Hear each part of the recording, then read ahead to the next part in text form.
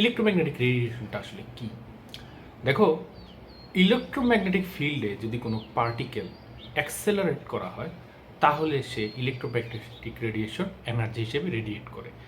এবং আলো হচ্ছে ইলেকট্রোম্যাগনেটিক রেডিয়েশনের একটা অংশ। এমনকি তাপ, এটাও একটা ইলেকট্রোম্যাগনেটিক রেডিয়েশন। অর্থাৎ তাপ রেডিয়েট করা হয় পার্টিকেল থেকে, যে পার্টিকেল যখন অ্যাক্সেলারেটেড হয় তখন সে ইলেকট্রোম্যাগনেটিক রেডিয়েশন তাপ হিসেবেও কিন্তু রেডিয়েট করে। অর্থাৎ আমরা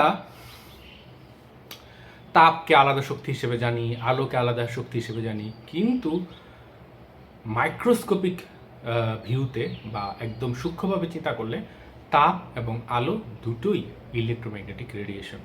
এবং আলো হচ্ছে একটা বড় অংশ, ইলেকট্রোম্যাগনেটিক রেডিয়েশনের একটা বড় রেঞ্জ আসলে আমরা আলো হিসেবে দেখি। এবং এর মধ্যে আমরা যে আলোটা দেখতে পাই সেটা হচ্ছে ভিজিবল রেঞ্জে থাকে, যেটা ইলেকট্রোম্যাগনেটিক রেডিয়েশনের একটা ক্ষুদ্র অংশ।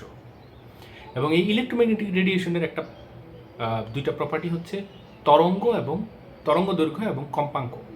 এই তরঙ্গ দৈর্ঘ্য কম্পাঙ্ক আবার একটা আরেকটার সাথে জড়িত। অর্থাৎ আমি যদি তরঙ্গ দৈর্ঘ্য জানি তাহলে কম্পাঙ্ক জেনে যাব, কম্পাঙ্ক যদি আমি জানি তাহলে তরঙ্গ দৈর্ঘ্য যাব। এর কারণ হচ্ছে আলোর গতি সব সময় কনস্ট্যান্ট, 3 × 10⁸ মিটার।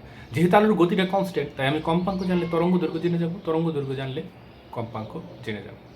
এবং কোনো ইলেকট্রোম্যাগনেটিক রেডিয়েশনের তরঙ্গ দৈর্ঘ্য যদি 400 ন্যানোমিটার থেকে 800 ন্যানোমিটারের মধ্যে হয় বা তার কাছাকাছি হয়, শুধুমাত্র তখন সেই ইলেকট্রোম্যাগনেটিক রেডিয়েশনটা আমাদের মস্তিষ্ক দ্বারা আমরা অনুভব করতে পারি আলো হিসাবে। কিন্তু এর বাইরেও কিন্তু একটা বিশাল ইলেকট্রোম্যাগনেটিক রেডিয়েশন আছে, যেটা আমরা দেখতে পাই না, কিন্তু বিভিন্ন যন্ত্র ঠিকই এটা অনুভব করতে পারে।